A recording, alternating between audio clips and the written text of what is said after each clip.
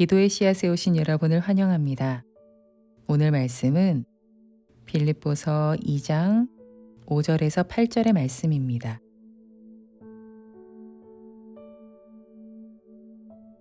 너희 안에 이 마음을 품으라.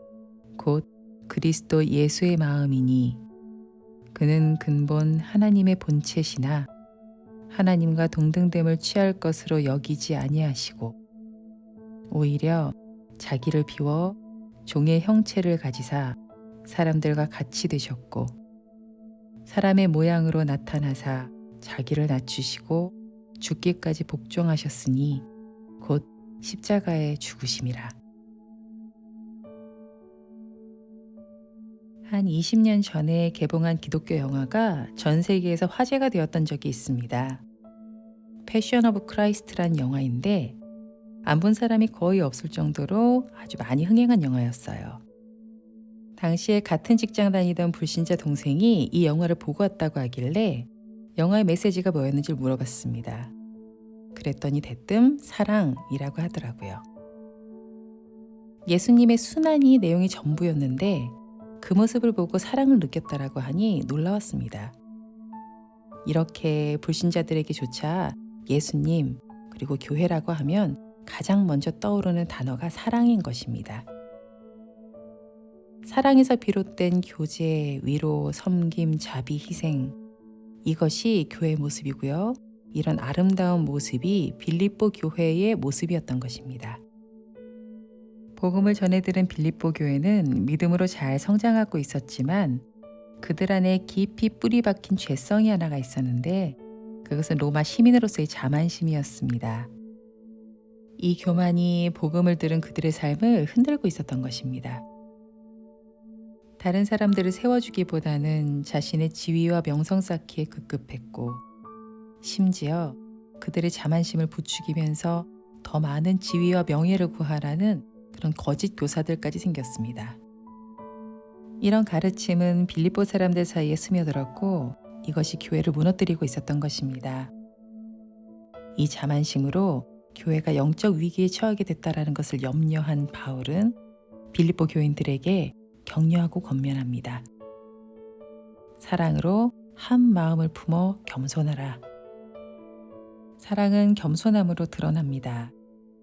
다른 사람을 사랑한다면 그 사람을 세우고 스스로를 낮춥니다.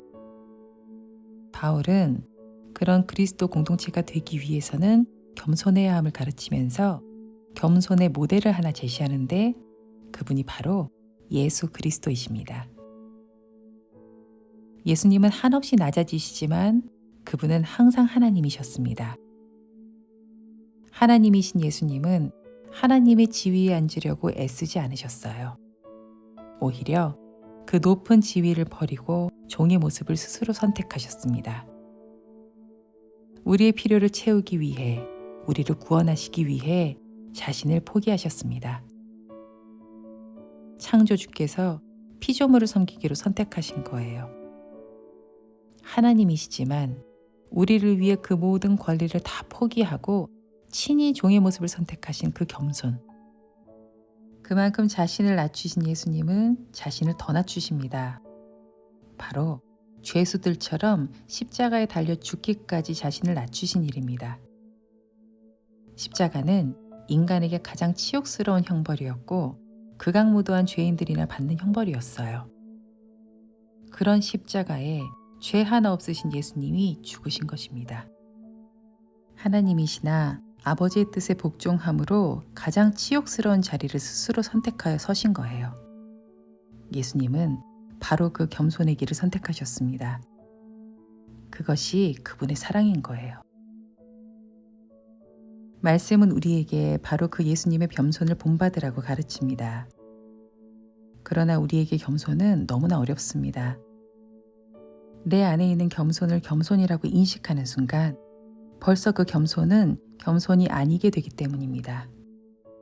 그럼에도 불구하고 우리에게 그의 겸손을 본받으라고 하신 이유는 뭘까?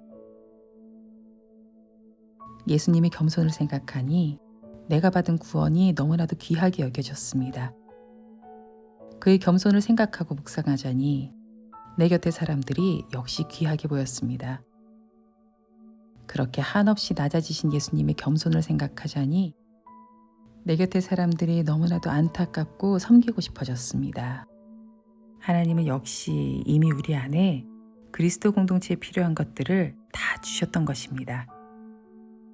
이 시간 나를 위해 한없이 낮아지신 예수님의 그 겸손함을, 그리고 그 겸손함으로 인해 내가 받은 것들을, 그리고 내 곁에 두신 이들을 잠시 묵상해 봅시다.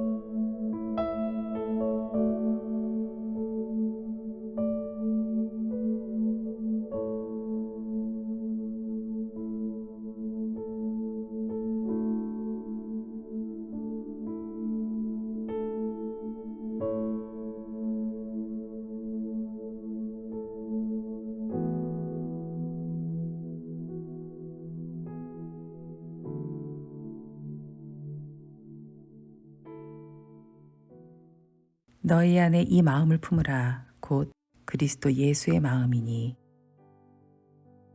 우리가 한 마음으로 서로 사랑하고 주님이 주신 아름다운 열매를 맺기 위해서, 그리고 부르심에 합당한 삶을 살기 위해서는 내 마음과 내 노력으로는 절대 할 수 없습니다. 우리에게는 주님이 필요합니다. 이렇게 기도하면 좋겠습니다.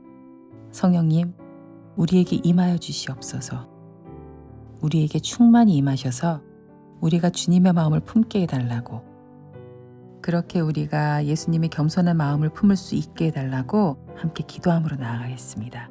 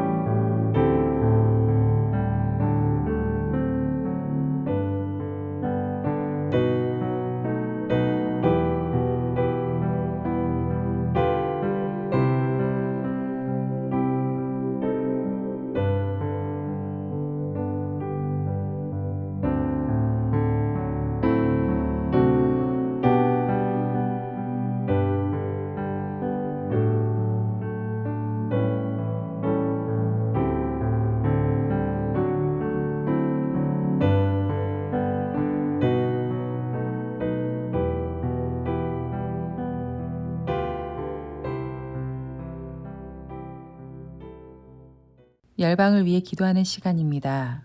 오늘은 긴 내전으로 황폐해진 시리아를 위해 기도합시다. 13년간의 긴 내전이 종식되었다는 반가운 소식은 들렸지만 시리아는 여전히 해결해야 될 수많은 문제들을 안고 있습니다.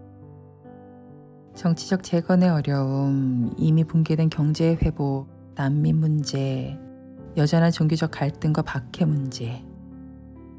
격렬한 전투는 그쳤지만 내전이 완전하게 종식되고 회복되기까지는 시간이 필요합니다. 상처받은 이 땅의 회복과 구원을 위해 기도합시다. 모든 것이 무너지고 새롭게 세워져야 되는 이 시기에 성령님이 함께 하셔서 질서가 바로 잡히게 하시고 상처들이 치유됨으로 고통의 흔적들이 남지 않게 하셔서 이 땅에 화합과 화평이 임하게 해달라고, 남아있는 갈등들이 그치게 하시며 이 땅에 온전한 평화가 임하게 해달라고 함께 기도해 주시고, 이어서 계속해서 기도의 씨앗을 심어가도록 하겠습니다.